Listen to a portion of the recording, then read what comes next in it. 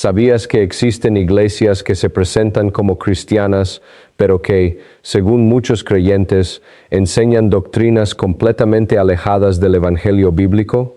Vivimos en una época en la que la línea que separa la verdad del engaño parece volverse cada vez más difícil de distinguir.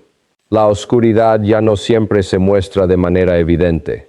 Muchas veces adopta una apariencia amable, utiliza un lenguaje lleno de referencias bíblicas e incluso habla constantemente de Dios. Por eso, hoy más que nunca, es necesario permanecer atentos y desarrollar discernimiento espiritual. El peligro ya no parece encontrarse únicamente fuera de la iglesia. En ocasiones, el error puede infiltrarse donde menos se espera. Las mentiras más peligrosas no son aquellas que se presentan de forma descarada, sino las que mezclan pequeñas verdades con profundas distorsiones. No estoy aquí para juzgar el corazón de ninguna persona. Ese juicio pertenece únicamente a Dios. Mi propósito es ayudarte a examinar las enseñanzas, comparar toda doctrina con las Escrituras y recordar la importancia de escuchar la voz del Espíritu Santo en medio de tantas opiniones diferentes. Al final, esto no se trata simplemente de discutir ideas religiosas. Se trata de buscar la verdad y cuidar nuestra relación con Dios. Comencemos con el primer grupo. Los testigos de Jehová suelen causar una buena impresión cuando uno los conoce por primera vez. Muchas de las personas que forman parte de este movimiento son respetuosas, educadas y muestran un gran compromiso con aquello en lo que creen. Acostumbran a hablar con convicción sobre el reino de Dios, visitan hogares con regularidad y llevan la Biblia en sus manos. Esa imagen de sinceridad hace que muchas personas piensen que sus enseñanzas son idénticas a las del cristianismo histórico. Sin embargo, quienes critican este movimiento sostienen que detrás de esa apariencia existen diferencias doctrinales fundamentales. La principal de ellas gira alrededor de la identidad de Jesucristo. Mientras el cristianismo tradicional afirma que Jesús es el Hijo eterno de Dios y plenamente hombre, los testigos de Jehová enseñan que Jesús fue el primer ser creado por Dios y lo identifican con el arcángel Miguel antes de venir al mundo. Desde la perspectiva del cristianismo histórico, esta diferencia no es un detalle menor. Cambia completamente la comprensión de quién es el Salvador y del significado de su sacrificio en la cruz.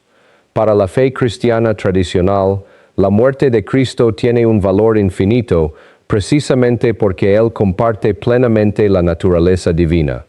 Si Jesús fuera únicamente un ser creado, argumentan muchos teólogos cristianos, su sacrificio no tendría el mismo significado redentor para toda la humanidad. Por esa razón, quienes sostienen la doctrina clásica consideran que negar la plena divinidad de Cristo afecta el corazón mismo del Evangelio. Las diferencias continúan con la doctrina de la Trinidad. Los testigos de Jehová rechazan la idea de un solo Dios existente eternamente como Padre, Hijo y Espíritu Santo. Según su interpretación, esta enseñanza no proviene de la Biblia, sino que fue incorporada siglos después. Como consecuencia, presentan una comprensión completamente distinta de la naturaleza de Dios. Otro aspecto que suele mencionarse es el uso de su propia traducción bíblica, conocida como la traducción del Nuevo Mundo. Sus críticos afirman que algunos pasajes fueron traducidos de manera diferente para respaldar determinadas doctrinas del movimiento. Uno de los textos más citados es Juan 1:1. Mientras la mayoría de las traducciones cristianas expresan que el Verbo era Dios, la traducción del Nuevo Mundo presenta una lectura distinta que ha sido motivo de debate durante décadas entre estudiosos de las Escrituras. Desde la perspectiva de quienes cuestionan esta doctrina, estos cambios no representan simples diferencias de interpretación, sino modificaciones que alteran elementos esenciales del mensaje cristiano. Consideran que, poco a poco, La gracia es sustituida por un sistema basado en reglas y obediencia institucional, mientras la figura de Jesucristo deja de ocupar el lugar central que posee dentro del Evangelio. Pasemos ahora al segundo grupo. La Iglesia de Jesucristo de los Santos de los Últimos Días, conocida popularmente como la Iglesia Mormona, también utiliza un lenguaje profundamente cristiano. Habla con frecuencia de Jesucristo, de la importancia de la familia, de la oración y de los valores morales. Sus miembros suelen ser reconocidos por su hospitalidad, disciplina y compromiso con su comunidad. Sin embargo, muchos teólogos cristianos sostienen que sus enseñanzas fundamentales difieren significativamente del cristianismo histórico. El origen de este movimiento se encuentra en Joseph Smith, quien afirmó haber recibido revelaciones divinas y declaró que todas las iglesias cristianas existentes se habían apartado de la verdad. Según su testimonio, Dios le habría restaurado el Evangelio mediante nuevas revelaciones que dieron origen al Libro de Mormón, Doctrina y Convenios y la Perla de Gran Precio, escritos que ocupan un lugar de gran autoridad dentro de su fe. Quienes critican esta enseñanza consideran que añadir nuevas revelaciones con autoridad similar a la Biblia modifica la base sobre la cual el cristianismo ha entendido la revelación de Dios durante siglos. En consecuencia, afirman que la doctrina resultante presenta una imagen de Dios muy diferente de la enseñanza cristiana tradicional. Dentro de la teología mormona existen conceptos que han generado un intenso debate. Uno de ellos afirma que Dios Padre pasó por un proceso de progreso antes de alcanzar su condición divina. Además, algunas enseñanzas históricas del movimiento sostienen que los seres humanos también pueden llegar a alcanzar una condición semejante mediante un proceso eterno. Desde la perspectiva del cristianismo histórico, estas ideas contradicen la enseñanza bíblica de que Dios es eterno, único e incomparable. Para la fe cristiana tradicional, Dios nunca fue un hombre, ni llegó a convertirse en Dios con el paso del tiempo. Él existe desde siempre y para siempre como el único creador de todas las cosas. Las diferencias también alcanzan la comprensión acerca de Jesucristo y de la salvación. Mientras el Evangelio tradicional presenta la salvación como un regalo de la gracia de Dios recibido por medio de la fe, los críticos del mormonismo sostienen que muchas de sus enseñanzas incorporan ceremonias, convenios y requisitos adicionales que transforman la relación con Dios en un camino de méritos y progreso espiritual. Según esta perspectiva, el mensaje central del Evangelio deja de enfocarse exclusivamente en la obra terminada de Cristo, para incluir elementos que no forman parte de la enseñanza cristiana clásica. Por esa razón, muchos consideran que estas doctrinas representan una visión distinta del Evangelio anunciado en el Nuevo Testamento. En la siguiente parte continuaremos con otros movimientos religiosos y analizaremos por qué tantas personas consideran que ciertas diferencias doctrinales tienen una importancia tan profunda cuando se comparan con las enseñanzas fundamentales del cristianismo histórico. Continuemos con el tercer movimiento. El pentecostalismo unicitario suele impresionar desde el primer momento por la intensidad de sus reuniones. La música llena el ambiente de entusiasmo, la predicación transmite pasión y la congregación participa con una entrega que resulta evidente para cualquiera que la visite. Muchas de las personas que forman parte de este movimiento aman sinceramente a Dios y desean vivir una vida de santidad. Sin embargo, desde la perspectiva del cristianismo histórico, existe una diferencia doctrinal que cambia profundamente la comprensión de quién es Dios.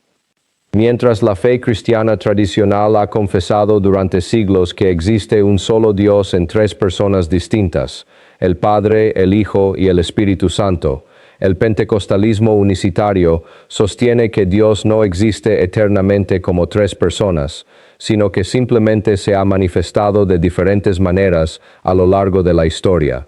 Según esta enseñanza, Padre, Hijo y Espíritu Santo no son personas distintas, sino diferentes manifestaciones de un mismo ser. Esta interpretación es conocida históricamente como modalismo y fue rechazada por la Iglesia cristiana desde los primeros siglos. Para quienes defienden la doctrina de la Trinidad, esta diferencia no es un simple debate académico, sino una cuestión que afecta directamente la comprensión del Evangelio. Basta con observar algunos episodios de los Evangelios. Cuando Jesús fue bautizado, el Padre habló desde el cielo, mientras el Espíritu Santo descendía sobre él en forma de paloma. En el huerto de Getsemaní, Jesús oró al Padre con profunda angustia antes de su arresto. Después de su resurrección, prometió enviar al Espíritu Santo para acompañar a sus discípulos. Desde la interpretación cristiana tradicional, estos acontecimientos muestran una relación real entre el Padre, el Hijo y el Espíritu Santo, no simples cambios de apariencia de una misma persona. Otra diferencia importante aparece en la enseñanza sobre el bautismo. Muchos grupos unicitarios afirman que el bautismo solamente es válido si se realiza pronunciando exclusivamente el nombre de Jesús. Consideran incorrecta la fórmula utilizada durante siglos por la mayoría de las iglesias cristianas, en el nombre del Padre, del Hijo y del Espíritu Santo, tal como aparece en Mateo 28:19.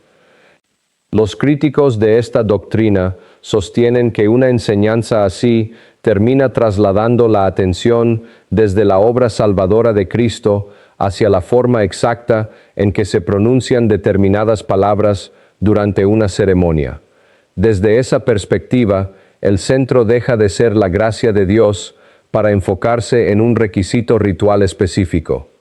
La pasión espiritual puede ser admirable, pero el entusiasmo por sí solo nunca sustituye la verdad. El fervor necesita estar acompañado por una comprensión fiel de las Escrituras, para no terminar siguiendo un camino equivocado. Pasemos ahora al cuarto movimiento. Entre los grupos religiosos que afirman tener una relación especial con el cristianismo, pocos han despertado tanta controversia como la Iglesia de la Unificación, fundada por Sun Myung Moon. A diferencia de otros movimientos que reinterpretan algunos aspectos de la fe cristiana, este fue acusado por numerosos líderes cristianos de colocar a su fundador en un lugar que corresponde únicamente a Jesucristo. Moon afirmó haber recibido una misión especial para completar la obra que, según él, Jesús no había logrado terminar. Enseñó que Cristo no vino principalmente para morir en la cruz, sino para establecer una familia perfecta sobre la tierra. Según esta doctrina, la crucifixión impidió que ese propósito se cumpliera completamente, dejando inconclusa la restauración de la humanidad. Desde la perspectiva del cristianismo histórico, esta afirmación representa una negación directa del significado de la cruz. Los evangelios presentan la muerte de Cristo no como un accidente inesperado, ni como un fracaso, sino como el cumplimiento del plan redentor de Dios anunciado desde mucho antes. Para la fe cristiana tradicional, el sacrificio de Jesús constituye el centro mismo del Evangelio. Su muerte y su resurrección representan la victoria definitiva sobre el pecado y la muerte. Por esa razón, afirmar que Cristo fracasó en su misión es considerado una contradicción absoluta del mensaje bíblico.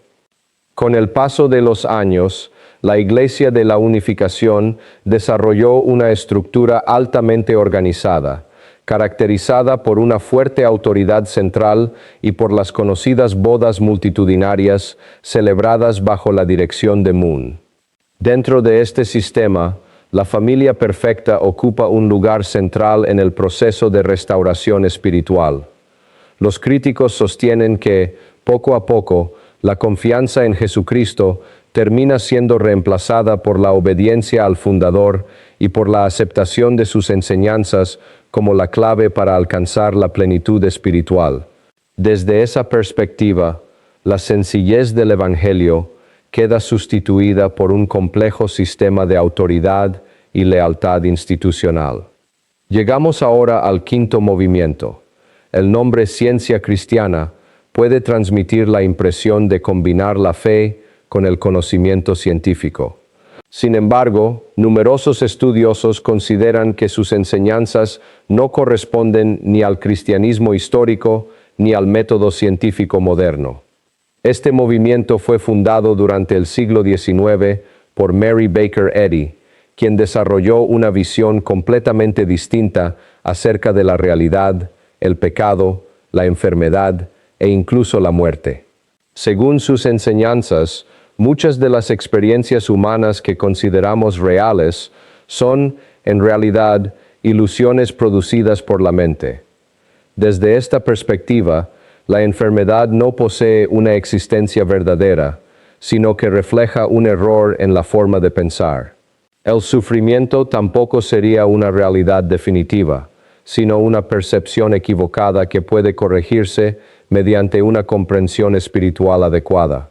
Los críticos señalan que esta enseñanza plantea serias preguntas cuando se compara con el mensaje del Nuevo Testamento. Si el pecado fuera solamente una ilusión, ¿por qué Jesucristo tuvo que morir en la cruz? Si el sufrimiento no fuera real, ¿qué sentido tendrían los padecimientos físicos que los evangelios describen con tanto detalle? Si la muerte fuera simplemente una apariencia, ¿qué significado tendría la resurrección corporal de Cristo? Mary Baker Eddy escribió su obra más importante, titulada Science and Health with Key to the Scriptures, un libro que sus seguidores consideran fundamental para comprender correctamente la Biblia. Para muchos observadores, la autoridad otorgada a esta obra termina ocupando un lugar que debería pertenecer únicamente a las Escrituras. El cristianismo histórico afirma que Dios se hizo verdaderamente hombre en la persona de Jesucristo. Enseña que Jesús experimentó hambre, cansancio, dolor físico y una muerte real antes de resucitar corporalmente al tercer día. Desde esa perspectiva, negar la realidad del mundo material significa afectar directamente la doctrina de la encarnación. Los críticos de ciencia cristiana sostienen que esta visión termina desplazando la necesidad de un Salvador. En lugar de buscar el perdón mediante la gracia de Dios, el énfasis se traslada hacia el cambio de pensamiento y el desarrollo interior de la persona. Así, según esta interpretación, el Evangelio deja de anunciar la reconciliación con Dios mediante Jesucristo para convertirse en un proceso de autoconocimiento y transformación mental. Para quienes sostienen la doctrina cristiana tradicional, ese cambio altera profundamente el mensaje central de la fe. En la siguiente parte analizaremos las enseñanzas relacionadas con el adventismo del séptimo día, el llamado movimiento de la iglesia local y la reflexión final sobre la importancia del discernimiento espiritual. Llegamos ahora al sexto movimiento. La Iglesia Adventista del Séptimo Día suele ser reconocida por su énfasis en el estudio de la Biblia, el cuidado de la salud, la observancia del sábado y la esperanza en el regreso de Jesucristo. Muchas personas que forman parte de esta denominación viven su fe con sinceridad y buscan obedecer a Dios con todo su corazón. Sin embargo, desde la perspectiva presentada en este análisis, existe una enseñanza específica que ha sido motivo de debate durante muchos años dentro del cristianismo. Una figura central en la historia del adventismo es Ellen G. White. Sus escritos han tenido una enorme influencia en la formación de la identidad doctrinal de esta iglesia. Aunque la denominación afirma oficialmente que la Biblia es su máxima autoridad, numerosos críticos sostienen que, en la práctica, las enseñanzas de Ellen White han ejercido un papel decisivo en la interpretación de muchos pasajes bíblicos y en el desarrollo de doctrinas características del movimiento. Entre esas doctrinas destaca una de las más discutidas, el juicio investigador.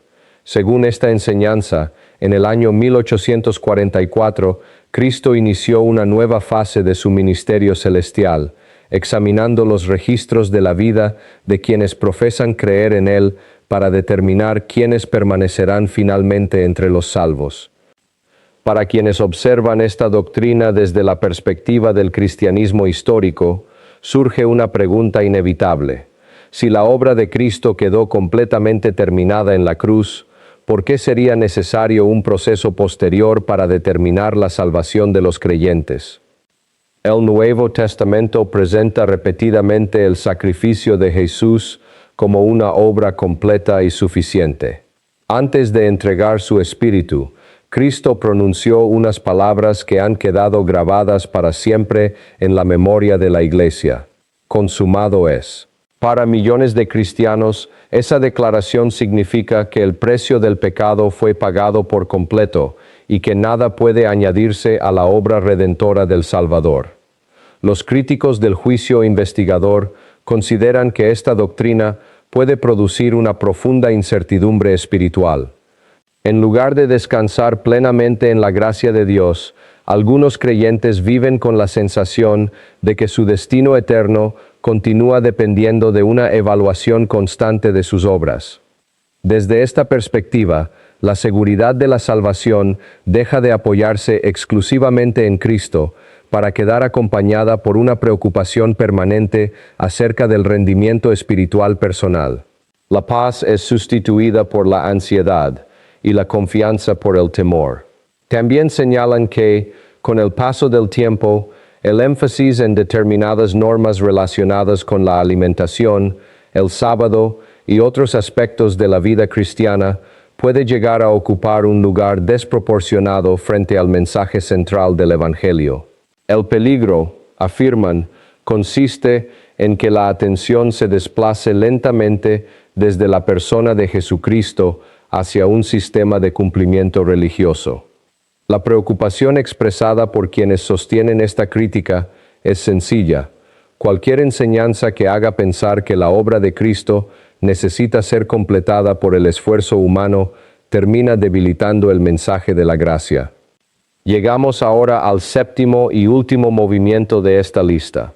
Muchas personas nunca han escuchado hablar de la llamada iglesia local, desarrollada a partir de las enseñanzas de Watchman Nee y posteriormente de Witness Lee.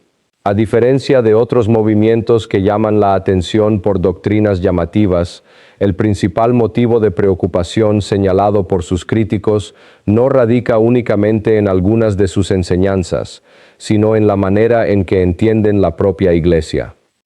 Este movimiento sostiene que representa la expresión auténtica y correcta del cuerpo de Cristo en cada ciudad. Desde la perspectiva de quienes cuestionan esta posición, esa afirmación conduce a considerar que las demás iglesias cristianas se encuentran espiritualmente equivocadas, divididas o alejadas del verdadero propósito de Dios.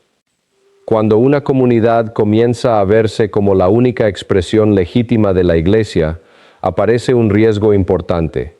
Poco a poco puede desarrollarse un sentimiento de superioridad espiritual que termina aislando a sus miembros del resto del cristianismo.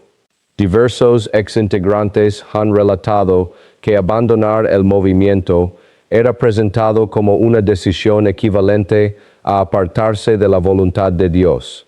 También afirman que las opiniones diferentes eran recibidas con desconfianza y que el cuestionamiento interno era visto como una señal de rebeldía espiritual. Los críticos consideran que una estructura basada en ese tipo de control puede generar una fuerte dependencia de los líderes y dificultar la libertad de conciencia de los creyentes. En lugar de fomentar una relación directa con Cristo, la lealtad termina concentrándose en una organización específica. Sin embargo, el Nuevo Testamento describe la Iglesia de una manera muy distinta. La presenta como un solo cuerpo formado por todos aquellos que han depositado su fe en Jesucristo, sin importar su nación, cultura o denominación. La unidad de la Iglesia no depende de pertenecer a una única organización humana, sino de compartir la misma fe en el Señor. Después de recorrer estos 7 movimientos, surge una pregunta inevitable. ¿Cómo fue posible que grupos que utilizan la Biblia, hablan de Jesús y emplean un lenguaje cristiano, terminaran desarrollando enseñanzas tan diferentes entre sí? La respuesta, según la perspectiva de este mensaje, comienza con cambios que parecen pequeños, una nueva interpretación aquí, una revelación adicional allá, la influencia de un líder carismático, una doctrina presentada como un descubrimiento exclusivo. Con el paso del tiempo, esos cambios se acumulan hasta transformar por completo el fundamento original. Por esa razón, resulta tan importante estudiar cuidadosamente las Escrituras. La doctrina no es un asunto reservado únicamente para pastores o teólogos. Cada creyente necesita conocer la base de su fe para poder distinguir entre la verdad y el error. Las falsas enseñanzas rara vez llegan anunciándose como mentira. Con frecuencia conservan parte del lenguaje cristiano, utilizan versículos bíblicos y hablan continuamente de Dios. Precisamente por eso pueden resultar tan convincentes para quienes no conocen profundamente el mensaje del Evangelio. El engaño más eficaz no consiste en eliminar completamente la verdad, sino en mezclarla con pequeñas distorsiones que pasan desapercibidas. Una mínima alteración en el fundamento puede producir enormes consecuencias con el paso del tiempo. Por eso, el llamado final no es a vivir con miedo, sino con discernimiento, permanecer firmes en las Escrituras, examinar cuidadosamente toda enseñanza y recordar siempre que la autoridad definitiva pertenece a la palabra de Dios, no a ninguna organización, líder o nueva revelación.